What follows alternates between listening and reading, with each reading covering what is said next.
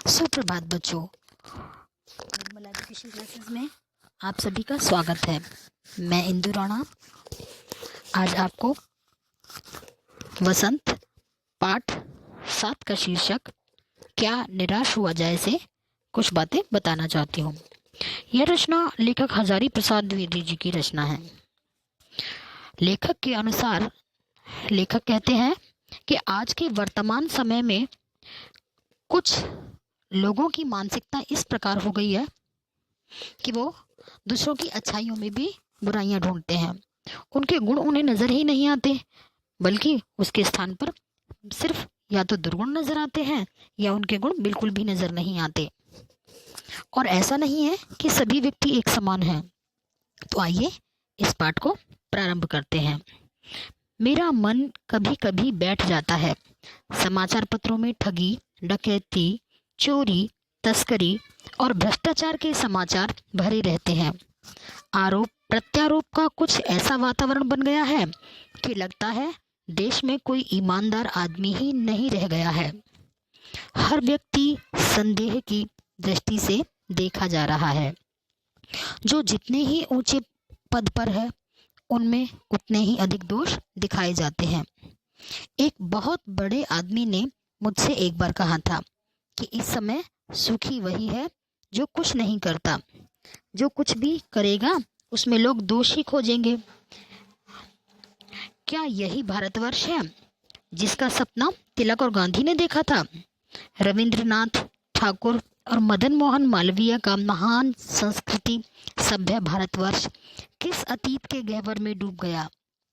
आर्य और द्रविड़, हिंदू और मुसलमान, यूरोपीय और भारतीय आदर्शों की मिलन भूमि, मानव महासमुद्र क्या सूख ही गया? मेरा मन कहता है ऐसा हो ही नहीं सकता। हमारे महान मनीषियों के सपनों का भारत है और रहेगा। यह सही है कि इन दिनों कुछ ऐसा माहौल बना है कि ईमानदारी से मेहनत करके जीविका चलाने वाले निरीह और भोले भाले श्रमजीवी पिस रहे हैं और झूठ तथा फरेब का रोजगार करने वाले फल फूल रहे हैं। ईमानदारी को मूर्खता का पर्याय समझा जाने लगा है। सच्चाई केवल भीरू और बेबस लोगों के हिस्से पड़ी है। ऐसी स्थिति में जीवन के महान मूल्यों के बारे में लोगों की आस्था ही हिलने लगी है। भारतवर्ष ने कभी भी भौतिक वस्तुओं के संग्रह को बहुत अधिक महत्व नहीं दिया है। उसकी दृष्टि से मनुष्य के भीतर जो महान आंतरिक गुण स्थिर भाव से बैठा हुआ है वही चरम और परम है। लोभ, मोह, काम, क्रोध आदि विचार मनुष्य में स्वाभाविक रूप से विद्यमान रहते हैं, पर उन्हें प्रधान शक्ति मान लेना और अपने मन तथा बुद्धि को उन्हीं के इशारे पर छोड़ देना बहुत बुरा आचरण है। भारतवर्ष ने कभी भी उन्हें उचित नहीं माना। उन्हें सदा संयम के बंधन से बंधकर रखने का प्रयत्न किया है, परंतु भूख की उपेक्षा नहीं की जा सकती, बीमार के लिए दवा की उपेक्षा नहीं की जा सकती, गुमराह को ठीक रास्ते पर ले जाने के लिए उपायों की उपेक्षा नहीं की जा सकती।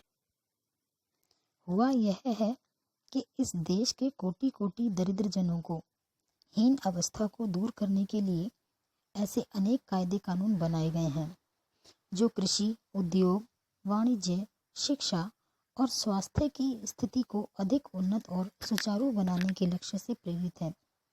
परंतु जिन लोगों को इन कार्यों में लगना है उनका मन सब समय पवित्र नहीं होता।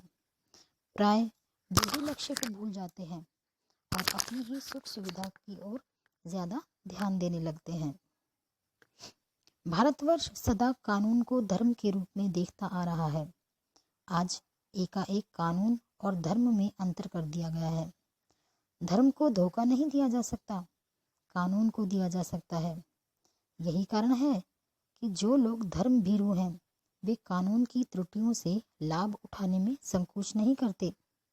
इस बात के पर्याय प्रमाण खोजे जा सकते हैं कि समाज के ऊपरी वर्ग में चाहे जो भी होता रहा हो, भीतर भीतर भारतवर्ष अब भी यह अनुभव कर रहा है कि धर्म कानून से बड़ी चीज है।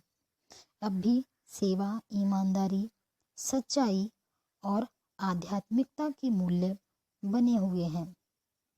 वे दब अवश्य गए हैं, लेकिन नष्ट नहीं हुए हैं। आज भी वह मनुष्य से प्रेम करता है, महिलाओं का सम्मान करता है, झूठ और चोरी को गलत समझता है, दूसरे को पीड़ा पहुंचाने को पाप समझता है। हर आदमी अपने व्यक्तिगत जीवन में इस बात का अनुभव करता है। समाचार पत्रों में जो भ्रष्टाचार के प्रति इतना आक्रोश है, वह यही साबित करता है कि हम ऐसी चीज़ों को गलत समझते हैं और समाज में उन तत्वों की प्रतिष्ठा कम करना चाहते हैं जो गलत तरीके से धन या मान संग्रह करते हैं। दोषों का पर्दाफाश करना बुरी बात नहीं है। बुराई यह मालूम होती है कि किसी के आचरण के गलत पक्ष को उद्घाटित करते उसमें रस लिया जाता है और दोषोद्घाटन को एकमात्र कर्तव्य मान लिया जाता है। बुराई में रस लेना बुरी बात है। अच्छाई में उतना ही रस लेकर उजागर न करना और भी बुरी बात है। सैकड़ों घटनाएं ऐसी घटती हैं जिन्हें उजागर करने से लोक चित्त में अच्छाई के प्रति अच्छी भावना जगती है।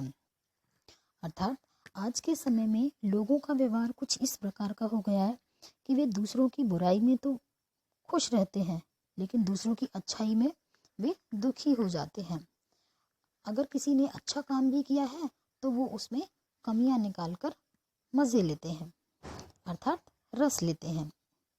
एक बार रेलवे स्टेशन पर टिकट लेते हुए गलती से मैंने 10 के बजाय 100 रुपए का नोट दिया और मैं जल्दी जल्दी गाड़ी में आकर बैठ गया।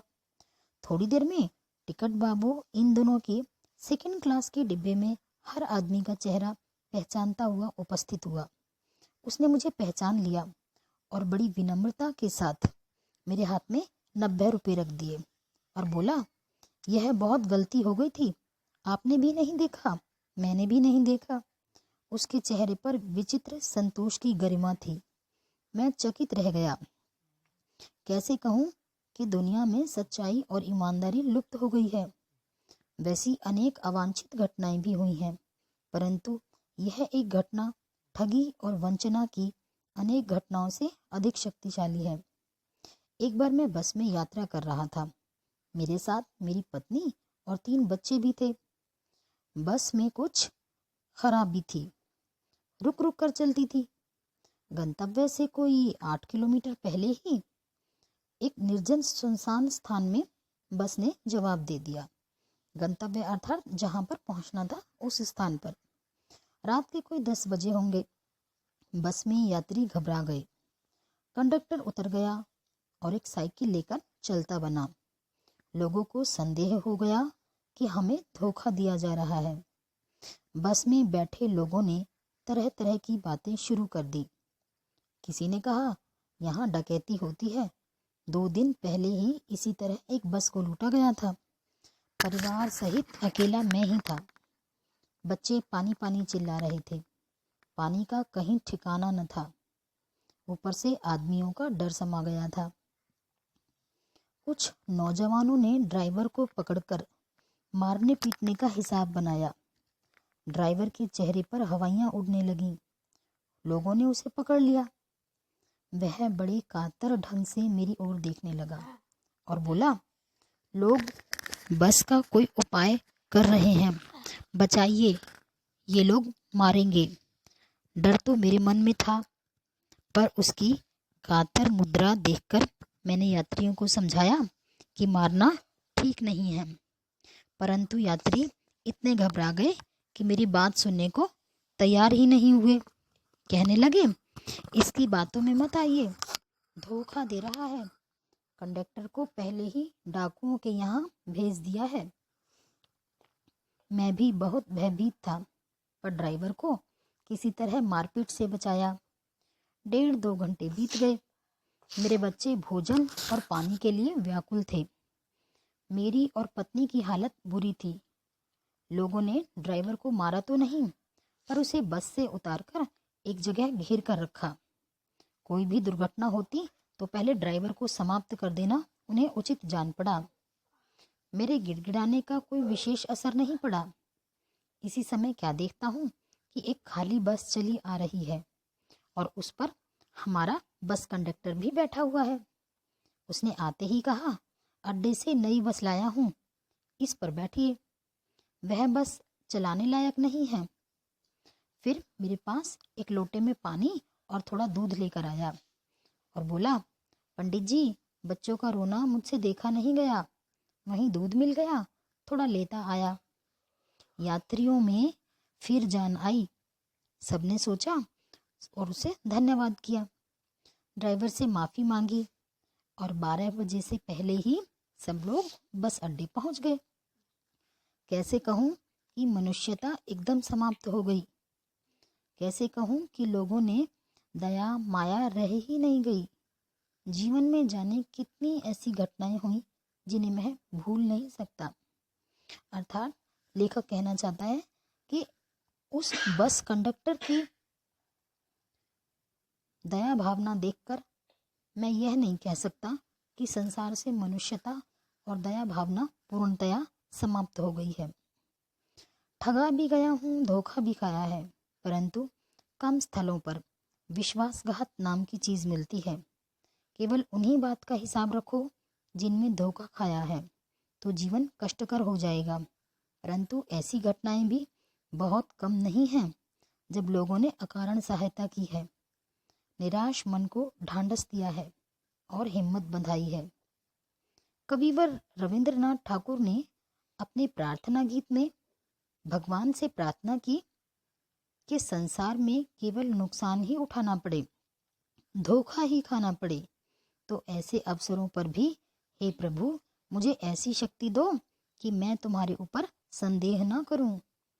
मनुष्य की बनाई विधियां गलत नतीजे तक पहुंच रही हैं, तो इन्हें बदलना होगा। वस्तुतः आए दिन इन्हें बदला ही जा रहा है, लेकिन अब भी आशा की ज्योति बुझी नहीं है। महान भारतवर्ष को पाने की संभावना बनी हुई है, बनी रहेगी। मेरे मन निराश होने की जरूरत नहीं है। तो हजारी प्रसाद द्विवेदी जी इस रचना के माध्यम से यह बताना चाहते हैं कि संसार में अभी भी अच्छाई समाप्त नहीं हुई है और मनुष्यों में मनुष्यता अभी भी बनी हुई है। धन्यवाद।